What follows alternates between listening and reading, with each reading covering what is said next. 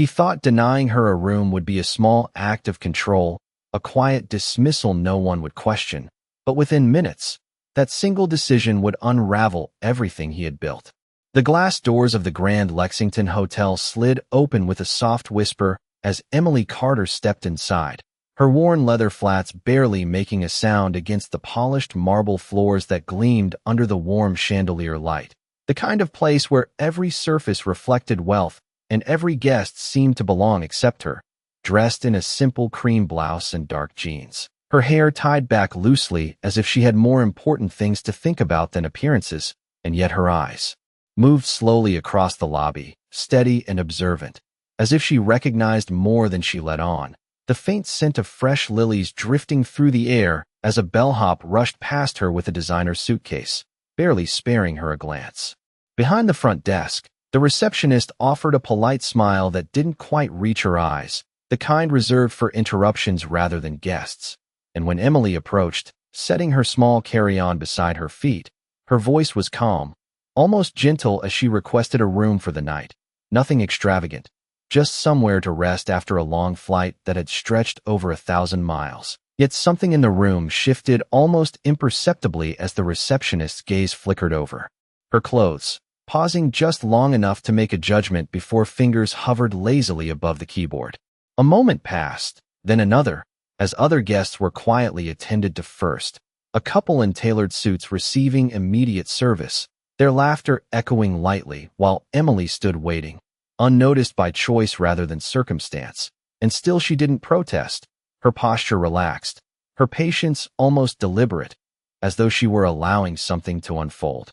Then came the subtle sigh, the slight tilt of the receptionist's head as she finally addressed Emily again, her tone edged with something less welcoming, informing her that there were no rooms available, though the glowing reservation screen behind her told a different story.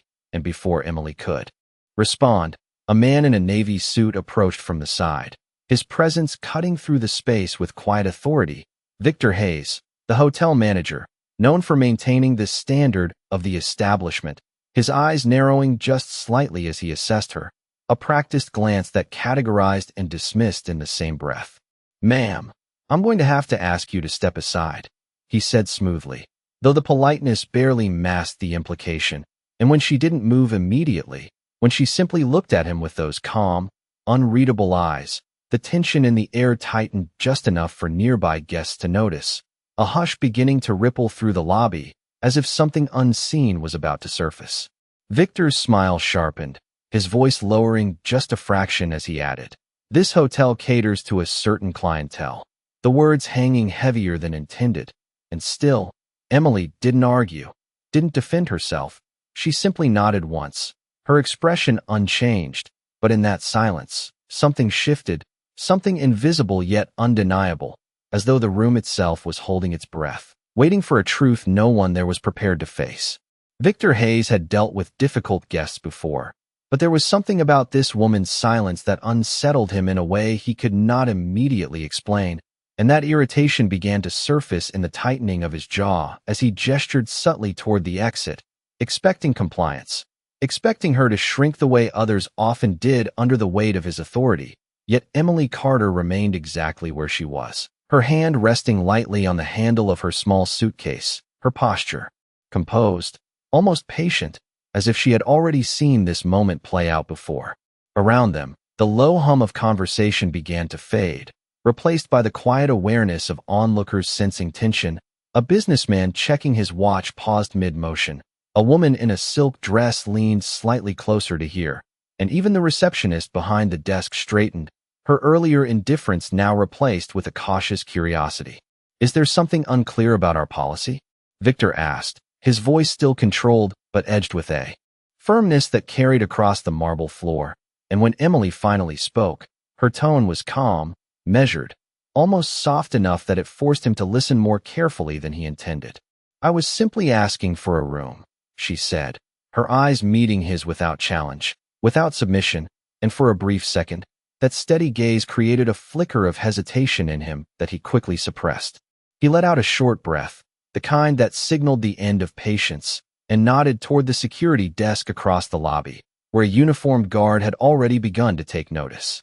"We reserve the right to refuse service," Victor replied, louder now, ensuring the surrounding guests could hear the justification, shaping the narrative in his favor, and the words landed exactly as intended, creating a subtle shift in the crowd as a few heads nodded, as assumptions quietly formed. Emily did not react to the escalation, did not raise her voice or argue her case, and that lack of resistance only seemed to irritate him further, as though he were being denied the satisfaction of authority being acknowledged. Instead, she glanced briefly around the lobby, her eyes tracing the familiar architecture, the sweeping staircase, the polished brass fixtures, the signature arrangement of white lilies near the entrance, details that most guests admired but few truly noticed, and for a fleeting moment, something almost nostalgic passed through her expression before it disappeared again beneath calm composure.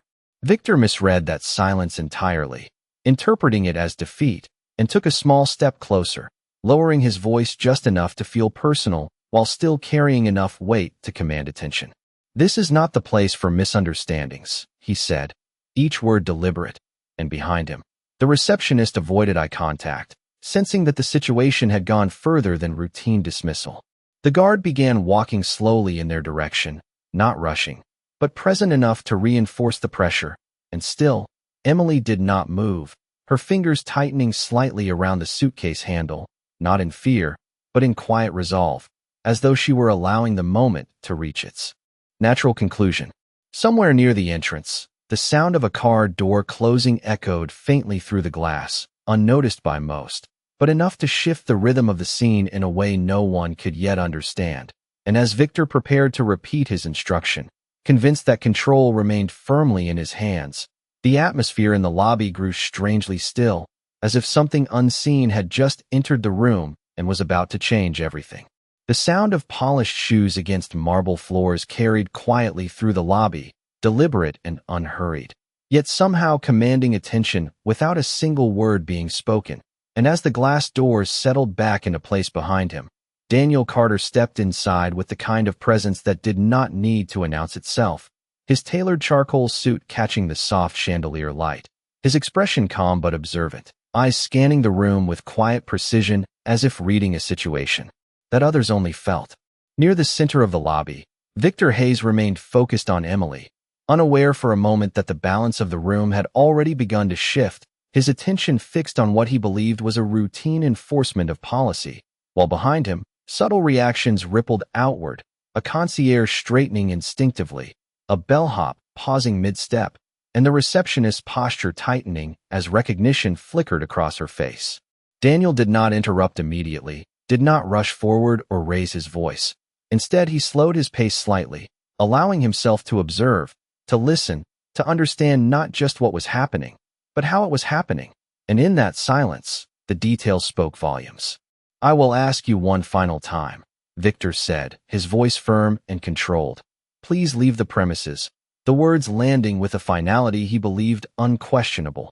And still Emily Carter stood composed, her gaze steady, her silence no longer passive but intentional, as though she were allowing every word to settle into the room, to be witnessed, to be remembered. Daniel stopped several feet away, close enough now to hear clearly, his eyes moving briefly from Victor to Emily, and in that single glance, something unspoken passed between them, a quiet acknowledgement that needed no explanation, no reaction, just understanding. Around them, the lobby had grown noticeably still, conversations fading into whispers, attention narrowing toward the unfolding moment, and Victor, sensing the audience, straightened slightly, reinforcing his authority with a subtle adjustment of his stance, unaware that the very confidence he displayed was being measured, evaluated, and quietly recorded. "We maintain standards here," he continued, projecting professionalism, though the underlying tone carried something sharper, something more personal, and it was in that exact moment that Daniel chose to speak, his voice calm, even, but carrying a weight that cut cleanly through the air without needing volume. "Standards are important," he said, stepping forward just enough to enter Victor's line of sight, and the shift was immediate, almost imperceptible at first, as Victor turned, irritation ready on his face, only for it to falter slightly when he registered the man before him, not fully recognizing him yet. but sensing something different, something that did not align with the situation he believed he controlled.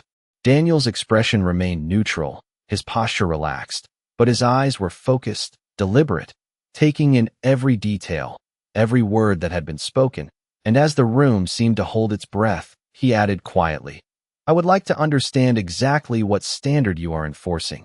The question simple on its surface, yet carrying a depth that shifted the entire dynamic of the exchange. Victor hesitated for just a fraction of a second, a pause so small it might have gone unnoticed by most. But in that silence, something fragile began to crack beneath the surface of his certainty, as the presence of this new voice introduced a variable he had not anticipated, and for the first time since the encounter began, control was no longer entirely his. Victor Hayes straightened his posture as Daniel's words settled into the air, the confidence he had worn so easily, now tightening into something more calculated, his mind shifting quickly to regain control of the narrative in front of an audience that had grown far too attentive for his comfort, and with a measured breath, he offered a polite but guarded smile, the kind reserved for situations that required careful handling.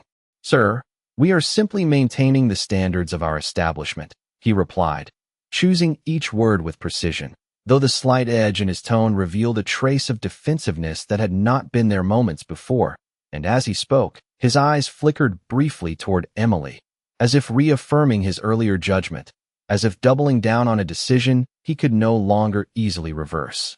Daniel listened without interruption, his expression unreadable, his gaze steady in a way that made silence feel heavier than any argument, and for a moment, the two men stood in quiet opposition, one holding authority by position, the other by something far less visible, yet undeniably stronger.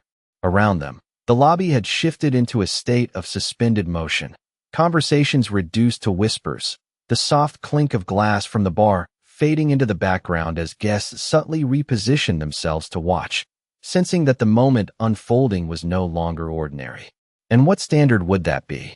Daniel asked calmly, his voice neither raised nor rushed, yet carrying a clarity that demanded a real answer rather than a rehearsed one, and Victor hesitated again, this time just long enough for doubt to begin threading through his certainty, though he masked it quickly with a practiced response.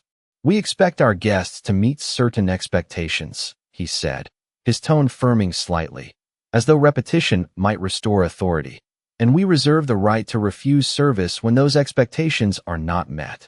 The words echoed faintly against the marble floors, sounding less convincing the second time, and Daniel's eyes moved briefly across the room, taking in the silent witnesses, the staff who now avoided direct eye contact, the subtle tension that had replaced the hotel's usual ease. Then he looked back at Victor, and there was a quiet shift in his expression, not anger, not confrontation, but something far more deliberate, a calm decision forming beneath the surface. "I see," Daniel said softly. And then, almost as an afterthought, he turned slightly toward Emily, his voice gentler now. "Did they explain why you do not meet those expectations?" Emily met his gaze without hesitation, her expression unchanged, her voice steady as she answered, "No, they did not." And the simplicity of her response seemed to echo louder than anything else that had been said, stripping away the layers of justification Victor had tried to build. The room felt even quieter, the kind of silence that carried weight, that made every person present aware of the imbalance that had just been exposed, and Victor felt it, that subtle shift beneath his feet, the realization that the situation was no longer fully under his control. He adjusted his tie, a small gesture meant to restore composure, but his next words came with a trace less certainty than before. "If there has been a misunderstanding, we can resolve it," he said, attempting to redirect, to soften the moment before it escalated further. Yet even as he spoke, the tone had changed, no longer dismissive, no longer absolute, but cautious, reactive. Daniel watched him for a brief second longer, then gave a slight nod, not in agreement, but as if acknowledging that the truth had finally begun to surface. And in that quiet exchange, the power in the room shifted once again, subtle but undeniable, leaving Victor standing at the center of a situation he no longer fully understood, while the consequences of his earlier decision began to take shape just beneath the surface. The air in the lobby had changed in a way that no one could quite explain, a subtle tightening that made every movement feel more deliberate, every glance more meaningful, and Victor Hayes felt it more than anyone.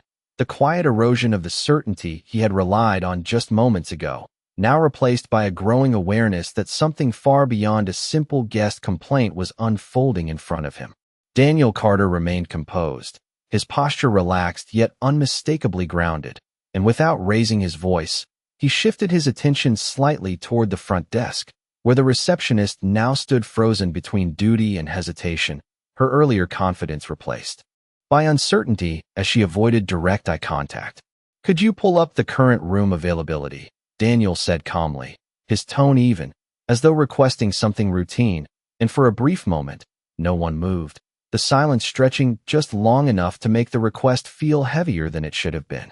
The receptionist glanced at Victor, seeking guidance, but he did not respond immediately, his mind working quickly, trying to assess, to regain footing, yet the hesitation itself spoke volumes, and Daniel noticed. "Please," Daniel added gently, and this time, the receptionist turned to the screen, her fingers moving quickly across the keyboard, the soft clicking echoing faintly in the quiet room. Within seconds, the display illuminated with a list of available suites, several marked open for the evening, contradicting the earlier claim with undeniable clarity, and a ripple of realization moved through the small crowd that had gathered, subtle but unmistakable. Victor's expression tightened, just slightly, as he stepped forward, his voice returning with an attempt at control.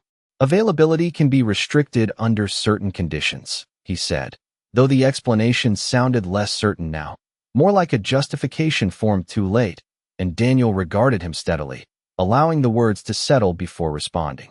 "Of course," he said, nodding once, as if acknowledging the statement on the surface, while something deeper in his gaze suggested he had already seen through it. Then, without shifting his tone, he asked, "And what specific condition applied here?" The question hung in the air, simple yet impossible to answer without revealing the truth, and for the first time, Victor did not respond immediately, his silence stretching just long enough to be noticed by everyone in the room. Emily stood quietly beside them, her presence steady, her expression unchanged, yet there was a quiet strength in the way she remained, as though she had anticipated every step of this moment, allowing it to unfold without interference. The security guard who had approached earlier now slowed his steps, sensing the shift, his role no longer clear, and the tension that had once pointed outward toward Emily had begun to turn inward, settling squarely on Victor. Daniel took a small step closer, not aggressive, not confrontational, but enough to close the space between them, his voice lowering slightly, carrying a calm authority that no longer needed explanation. "I am asking because I would like to understand how your standards are applied," he said, and the phrasing was careful, deliberate, leaving no room for deflection without consequence. Around them, the lobby remained still, the usual rhythm of arrivals and departures paused as though the building itself were waiting, and in that suspended moment, the truth had nowhere left to hide, pressing quietly against the surface, ready to be revealed, while Victor Hayes stood at the center of it, realizing that the situation he had once controlled had already begun to slip beyond his grasp. Victor Hayes felt the weight of the silence pressing in from all sides, a pressure that did not come from raised voices or confrontation, but from something far more unsettling, the quiet realization that every word he had spoken was now being examined, measured against a standard he could no longer define with confidence. And for the first time, he hesitated not because he lacked authority, but because he was beginning to question whether that authority still held.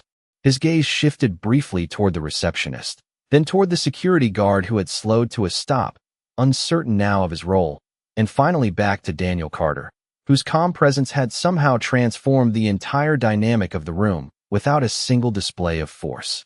"Sir, I believe this has been taken out of context," Victor said, his voice carefully controlled, though the edges of it no longer carried the same certainty. And as he spoke, he adjusted his tie once more, a small gesture that betrayed the internal recalibration he was trying to maintain.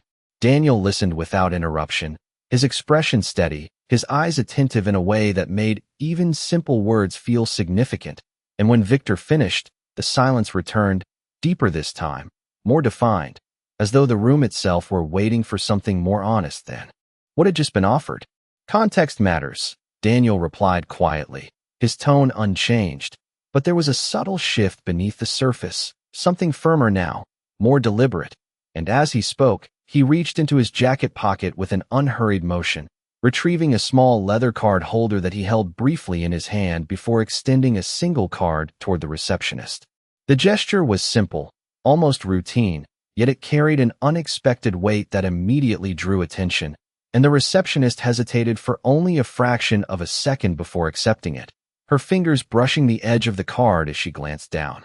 The moment her eyes registered the name printed there, something changed, her posture straightening instantly, her expression shifting from uncertainty to recognition so quickly it was almost visible in motion, and she looked up at Daniel with a clarity that had not been there before, a silent understanding passing through her that required no explanation. Around them, the atmosphere shifted again, sharper this time, more defined, as though a hidden layer had just been revealed, and Victor noticed it immediately, the subtle change in the receptionist's demeanor, the way her hands now held the card with care, the way her eyes no longer avoided Daniel, but instead focused on him with a new level of attention. "Is everything all right?" Victor asked, though the question came out more cautiously than intended, and the receptionist nodded quickly, her voice lower now, almost respectful as she responded, "Yes, sir," before handing the card back with both hands, a gesture that did not go unnoticed by anyone watching. Daniel accepted it without comment, slipping it back into his pocket with the same calm precision, then turned his attention once more to Victor, and this time, there was no ambiguity left in his presence, no room for misinterpretation, only quiet authority that filled the space without effort. "I asked a simple question," he said, his voice steady, measured, "and I am still waiting for a clear answer." And the words landed differently now, not as a request, but as something closer to expectation, something that could no longer be dismissed or redirected. The room had gone completely still, every eye fixed on Victor Hayes, who now stood at the center of a moment he could not control, the consequences of his earlier decisions no longer distant possibilities, but immediate realities beginning to take shape. And in that silence, the truth was no longer something that could be avoided, only something that had yet to be spoken. Victor Hayes felt the shift before he fully understood it, the kind of shift that did not announce itself loudly, but settled into the room like a quiet truth everyone could suddenly see. And as Daniel Carter's words lingered in the air, the weight of expectation pressing down on him, Victor realized that silence was no longer an option, not when every eye in the lobby was now fixed on him, waiting, measuring, judging. He cleared his throat, a subtle attempt to reclaim control, but the gesture only emphasized the tension that had begun to unravel his composure. "It was not personal," he said finally, his voice measured but lacking the certainty it once carried. "We simply enforce guidelines to maintain the experience for our guests."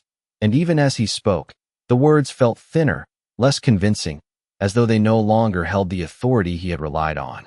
Daniel did not respond immediately, allowing the explanation to settle, his gaze steady, unyielding, and in that silence, the inadequacy of the answer became unmistakable. "Guidelines," Daniel repeated quietly, not as a challenge, but as a reflection, and then his eyes shifted briefly toward Emily, who remained composed beside him, her calm presence now unmistakably intentional, no longer that of a dismissed guest, but something far more grounded, far more certain. "And who decides how those guidelines are applied?" Daniel asked, turning his attention back to Victor, his voice calm, yet precise, each word cutting through the last layer of ambiguity. Victor hesitated, the question simple on its surface, yet impossible to navigate without exposing the truth beneath his earlier actions. And in that brief pause, the answer revealed itself more clearly than any words could. Around them, the staff stood motionless, the receptionist now fully attentive, the security guard uncertain, his earlier purpose dissolved into irrelevance, and the guests, once distant observers, now leaned subtly into the moment, drawn by the quiet gravity of what was unfolding.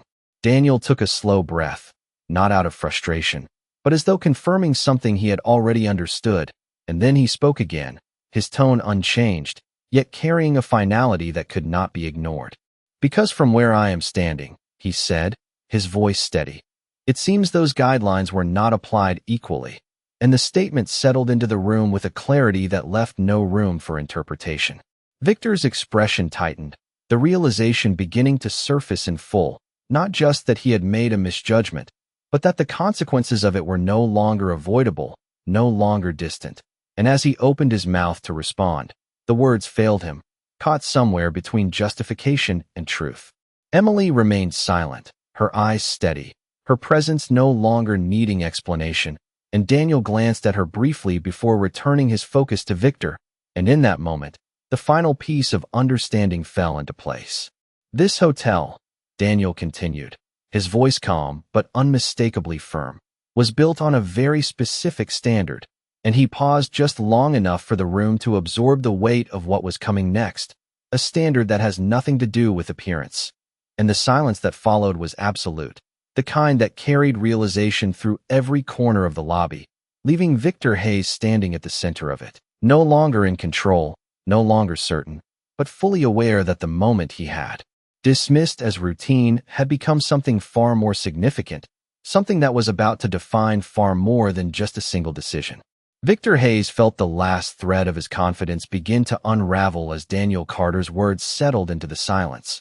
The kind of silence that did not merely fill the room, but defined it, pressing against every polished surface, every watching eye, until there was nowhere left to hide from the truth that had already revealed itself.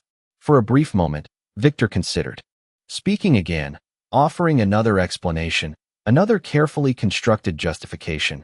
But something in Daniel's steady gaze made it clear that this was no longer a conversation that could be redirected, no longer a situation that could be managed with polished language alone. Daniel took a slow step forward, closing the distance just enough to make the moment feel personal, deliberate, and when he spoke again, his voice carried a quiet authority that no longer needed to prove itself. "Emily Carter," he said, turning slightly toward her, not as an introduction, but as a confirmation, and then his eyes returned to Victor, calm and unwavering, "is not just a guest," and the words landed with a weight that immediately shifted the atmosphere once more. The receptionist's breath caught almost audibly, her earlier recognition now aligning fully with understanding, while the security guard straightened instinctively, as though responding to a command that had not yet been spoken. Victor blinked, the name echoing in his mind as he tried to place it, to reconcile it with the situation he had created, and then Daniel continued, his tone unchanged, yet carrying a clarity that left no room for misinterpretation. "She is the reason this place exists in the way it does today," he said, and a faint ripple moved through the small crowd, subtle but undeniable, as the implications began to take shape. Emily remained still, her expression composed, her silence no longer protective but revealing, as though she had never needed to claim her place because it had always been hers. Daniel let the moment settle before speaking again, allowing the realization to fully form, and when he did, his words were precise, measured, and final. "This hotel," he said, his voice steady, "was designed, developed, and brought to life through her vision long before it became a name recognized in this city." And the statement hung in the air like a quiet verdict, undeniable and complete. Victor's posture shifted almost imperceptibly, the weight of understanding settling in as the pieces finally aligned. The simple woman he had dismissed now standing at the center of a truth he had never considered. And the authority he had relied on now felt fragile, misplaced. Around them, the staff stood frozen, the earlier assumptions dissolving into something far more sobering, while the guests who had watched with curiosity now exchanged glances that carried a different tone, one of realization rather than judgment. Daniel glanced briefly toward the front desk, then back at Victor, and in that moment, the final boundary between perception and reality disappeared entirely. "So when you speak about standards," Daniel continued quietly, "you should understand exactly who defined them." And the words did not rise in volume, yet they carried through the room with unmistakable clarity, leaving Victor Hayes standing in the center of a truth he could no longer deny. The consequences of his actions no longer distant or abstract, but immediate, real, and unfolding before him in complete silence. The silence that followed Daniel Carter's words did not break. It deepened, settling over the Grand Lexington like a final verdict that no one dared to interrupt. And in that stillness, Victor Hayes stood motionless, the reality of what he had done no longer something he could reason away, but something he now had to face in full view of everyone who had witnessed it. His eyes shifted toward Emily Carter, no longer with dismissal or authority, but with a dawning recognition that came too late, the kind that carried weight not because of what was said, but because of what had already been done. Emily met his gaze calmly, her expression unchanged, not triumphant, not resentful, simply steady, as if this moment had never been about proving anything, only revealing it. Daniel remained composed beside her, his presence quiet but absolute, and when he finally spoke again, his voice was measured, deliberate, carrying not anger, but clarity. "This is not about a room," he said, his eyes still on Victor, "and it never was." And the words echoed softly, reaching every corner of the lobby where staff and guests stood in complete stillness. Victor swallowed, the confidence that once defined him now replaced by something far more fragile, and when he tried to respond, his voice came quieter than before, stripped of the authority he had relied on. "I was not aware," he began, but the words faltered, incomplete, because awareness was no longer the point. Daniel gave a slight nod, not in agreement, but in acknowledgement of the statement's irrelevance, and then he shifted his attention briefly to the front desk, where the receptionist stood upright, attentive, fully aware now of the weight of the moment. "Make a note," Daniel said calmly, "that every guest who walks through these doors is to be treated with the same respect, regardless of appearance." And the instruction was simple, yet it carried a finality that extended far beyond the room itself. The receptionist nodded immediately, her voice soft but certain as she replied, "Yes, sir." And the response marked a quiet turning point, a correction not just of action, but of understanding. Daniel then looked back at Victor, and for a brief moment, the room seemed to hold its breath once more. "Standards are not defined by who you allow in," he said quietly. "They are defined by how you treat those who arrive." And the statement settled into the space with a weight that required no further explanation. Victor lowered his gaze slightly, the realization complete now, not just of his mistake, but of what it revealed about him. And there was no argument left to offer, no justification that could undo what had already been seen. Around them, the tension that had filled the lobby began to ease, not with noise or movement, but with a quiet shift back toward normalcy, though nothing felt quite the same. Emily reached for her suitcase, her movements unhurried, and Daniel turned slightly toward her, his expression softening in a way that contrasted the authority he had carried moments before.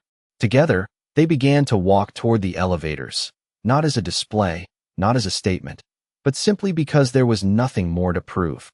Behind them, the staff remained still for a moment longer, absorbing what had just unfolded, while Victor Hayes stood where he was, the echo of the moment lingering long after it had passed. And in that quiet aftermath, the marble floors reflected not just the light above, but the unspoken truth that had settled into the room, that respect, once overlooked, had become the only standard that truly remained.